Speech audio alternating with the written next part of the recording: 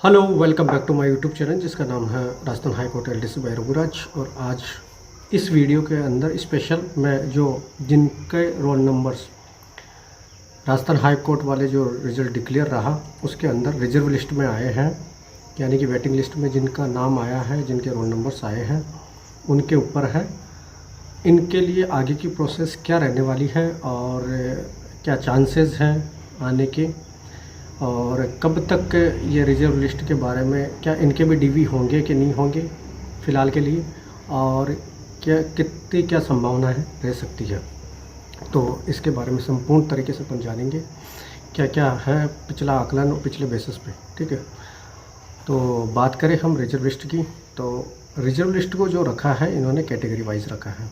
जो भी इन्होंने जैसे जिस कैटेगरी में जो कट ऑफ रही है उस कट ऑफ को यदि ये पास नहीं कर पाए हैं तो उनको रिजर्व लिस्ट में रखा गया है।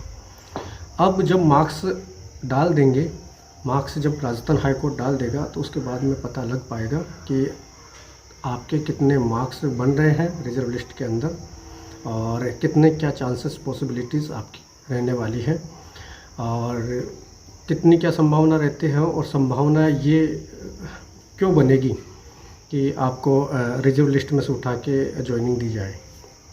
तो सबसे पहले मैं बता दूं कि डॉक्यूमेंट वेरिफिकेशन जब 26 से लेकर 2 जुलाई तक होना है, तो इस प्रोसेस में यदि कोई बंदा, जैसे 2846 लोगों को राजस्थान हाई कोर्ट की न्यू बिल्डिंग पे बुलाया है, शेड्यूल तैयार करके मेरिट के अकॉर्डिंग लगभग 500 स्टूडेंट्सों को बुलाया गया है उनके डॉक्यूमेंट्स वेरिफिकेशंस के लिए।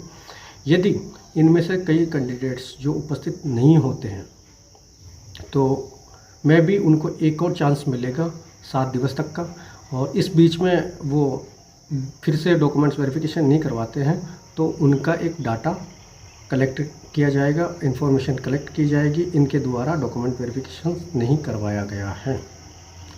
तो एक चांस वो बनता है। फिर उसमें से ये छटनी की जाएगी कि किस किस कैटेगरी के लोगों ने डॉक्यूमेंट वेरिफिकेशंस नहीं करवाया गया है, तो उन्हीं कैंडिडेट्सों को पिकअप किया जाएगा और उसके बाद में उनको वेरिफिकेशन के लिए बुलाया जाएगा रिजर्व लिस्ट में से। ठीक है, पहला तो ये चांस है। दूसरा चांस ये बनता है कि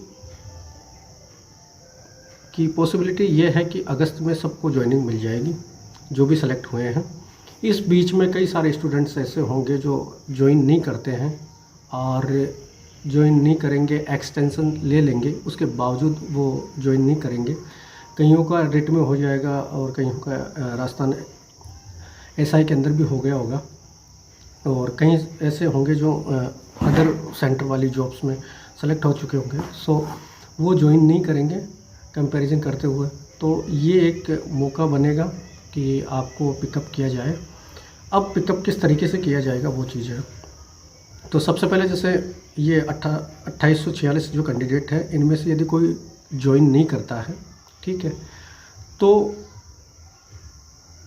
जैसे ही इनको अगस्त में ज्वाइनिंग दे दी जाएगी, ज्वाइनिंग देने के साथ में ही राजस्थान हाई कोर्ट इनसे ज्वाइनिंग रिपोर्ट्स मांगेगा सब कैंडिडेट्स के लिए, और जहाँ भी जिस भी जजशिप में कैंडिडेट्स लगे हैं वो ये इन्फॉर्मेशन देंगे कि भाई हमारे यहाँ पे इतने लोगों को लगाया गया था और इतने लोगों ने ज्वाइन कर लिया है, और इसमें से एक्सटेंशन किन किन लोगों ने लिया है और किन ने ज्वाइन अब तक नहीं किया है, उसकी इन्फॉर्मेशन वो राजस्थान हाई कोर्ट को भेजेंगे।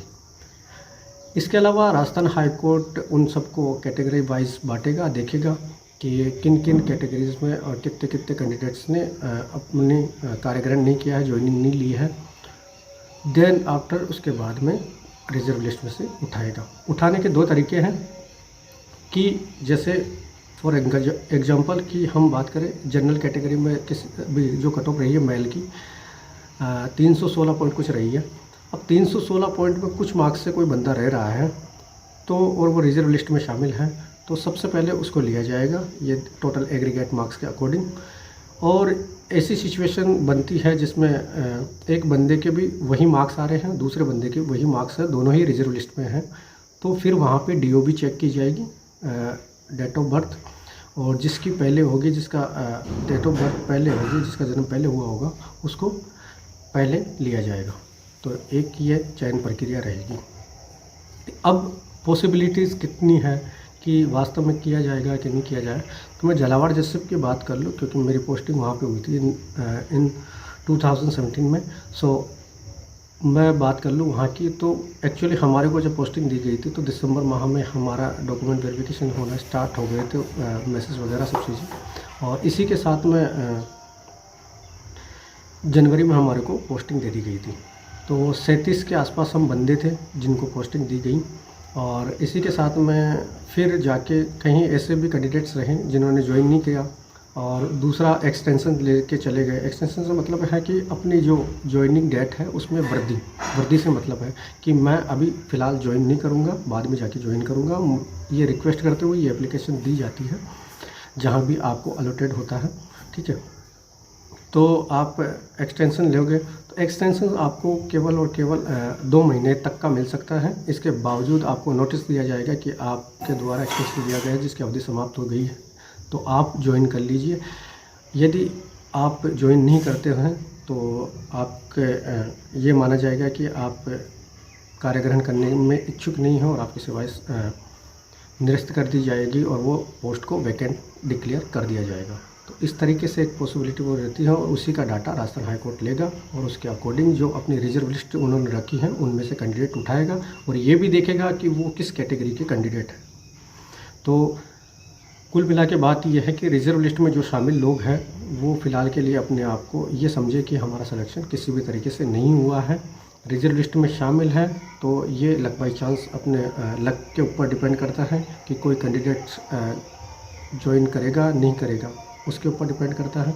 इसके अलावा कोई डॉक्यूमेंट्स वेरिफिकेशन करवाता है नहीं करवाता, पहली चीज़। दूसरी चीज़ कि यदि किसी बंदे ने ज्वाइन कर लिया और ज्वाइन करने के बाद में वो यदि छोड़ता है या उसका किसी और मतलब किसी और वैकेंसी के अंदर नंबर आ जाता है और वो सीट को ज्वाइन करके और फिर छोड़ता है, तो क्या वो पोस्ट भी एक तरीके से वेटिंग लिस्ट वालों के लिए मानी जाएगी? क्या उस पर भी वेटिंग वालों को मौका मिलेगा? नहीं, बिल्कुल नहीं मिलेगा। उसको वो कैरी फॉरवर्ड हो जाएगी आगे की वैकेंसीज़ के लिए। जब भी राजस्थान हाई कोर्ट निकालेगा उस वैकेंसीज़ में वो काउंट होगी।